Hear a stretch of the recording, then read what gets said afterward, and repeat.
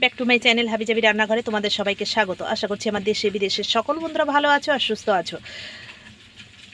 আর যেসব বন্ধুরা আমার চ্যানেলটা এখনও ওপরে উনুনের উপরে, এবার দেখো আমি দারচিনি, লবঙ্গ, এলাচ আর গোলমরিচ দিয়ে দিলাম, দিয়ে হালকা একটু নেড়ে নিচ্ছি। এই মুহূর্তে দেখো আমি দিয়ে দিলাম গোটা ধনেটা একটু তেলে নেব। দেখো এই মুহূর্তে দেব গোটা জিরে, তবে ধনে যতটা দিয়েছি তার হাফ পরিমাণ দিয়েছি জিরেটা। সবসময় জিরের তুলনায় ধনেটা পরিমাণে একটু বেশি আসবে। তো চলো আমার হয়ে গেছে এটা, এবার আমি নামিয়ে নেব। তোমরা এই মশলাটা যদি একবার তরকারিতে ব্যবহার করো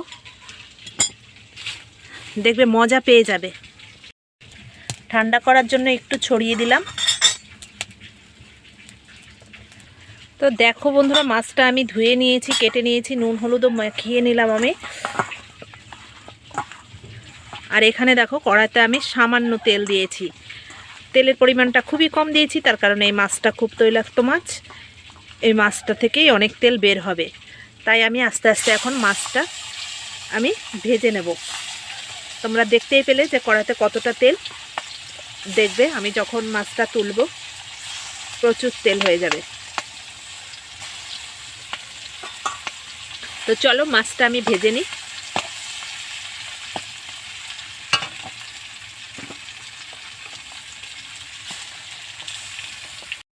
তো দেখো গুঁড়ো হয়ে গেছে, এবার আমি তুলে নিচ্ছি। তো দেখো বন্ধুরা, আমার মাছ ভাজা হয়ে গেছে, এবার আমি তুলে নেব। আর দেখো তেল কতটা হয়ে গেছে,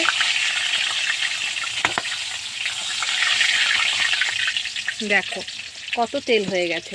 এবার আমি এগুলোও ভেজে নেব।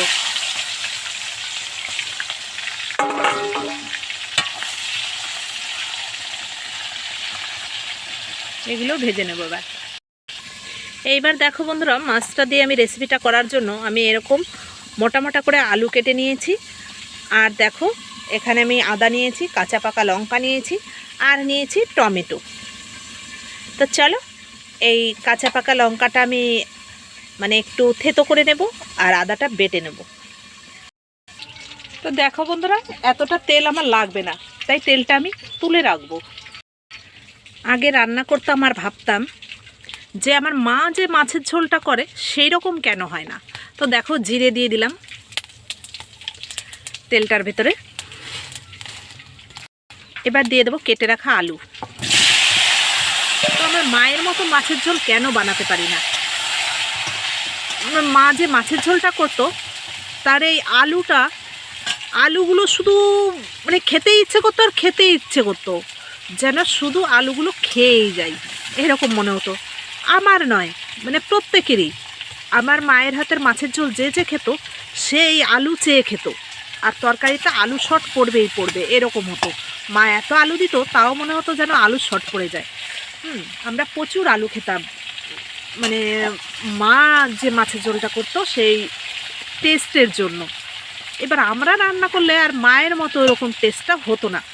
তো দেখো আলুটা আমি ভালো করে ভেজে নেব। দেখো আলুগুলো ভাজা হয়ে গেছে, এবার টমেটোটা দেবো, দিয়ে আবার আমি কষিয়ে নেব। এই সময় আমি আদাটাও দিয়ে দেব। তো মাকে বললাম, মা তোমার মতো মাছের ঝোলের টেস্ট হয় না কেন, আর ওই আলুগুলোই বা অত টেস্টি হয় না কেন মা? তখন মা বলল যে কিভাবে রান্না করিস? তা আমি বললাম এইভাবে।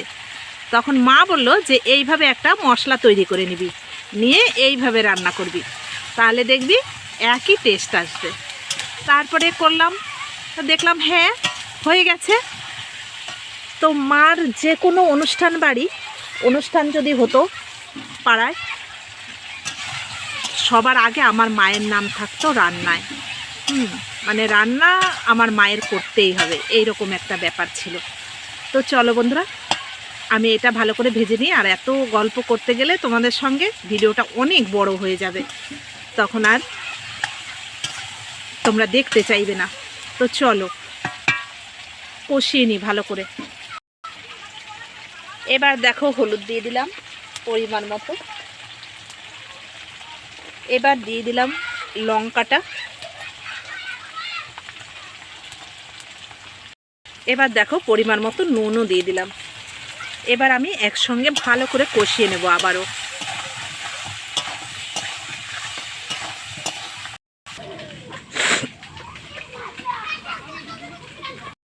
তো দেখো বন্ধুরা, আমার আলুটা খুব ভালো করে কষানো হয়ে গেছে। এবার আমি জল দিয়ে দিলাম। তো দেখো জলটা আমি দিয়ে দিয়েছি পরিমাণ মতো, তোমরা তোমাদের আন্দাজ মতো দেবে। এবার আমি ঢেকে দেবো। তো দেখো বন্ধুরা, তরকারিটা আমার এরকম হয়ে গেছে। এবার আমি মাছগুলো দিয়ে দেব। মাছগুলো দিয়ে আমি আর একটু ঢেকে ফুটিয়ে নেব।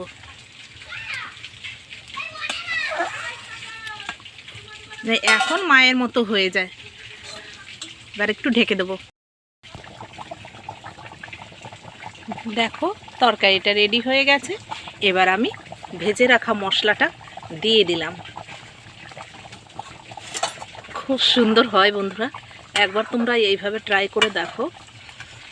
পাঙাশ মাছ তো তোমরা খাও না, মানে এরকম করে তোমরা তো পেঁয়াজ রসুন দিয়ে রিচ রান্না করে খাও। আমার মতো এরকম নর্মালি একবার রান্না করে খাও, দেখো খেতে খেতে মুখ ফিরবে না।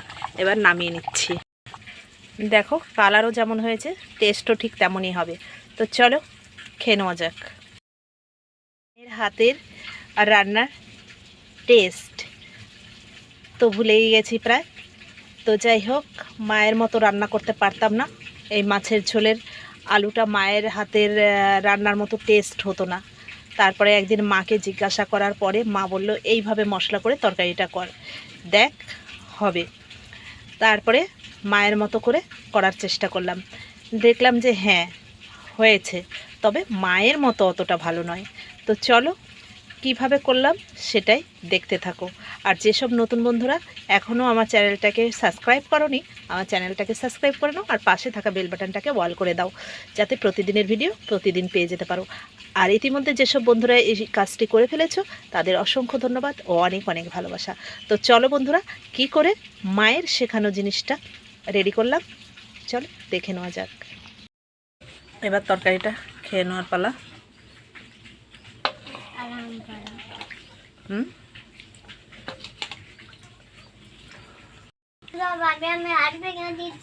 দেখো বন্ধুরা, বাবুর হাত ভেঙে দিচ্ছে, উল্টো পাল্টা ধরে ইয়ে করছে।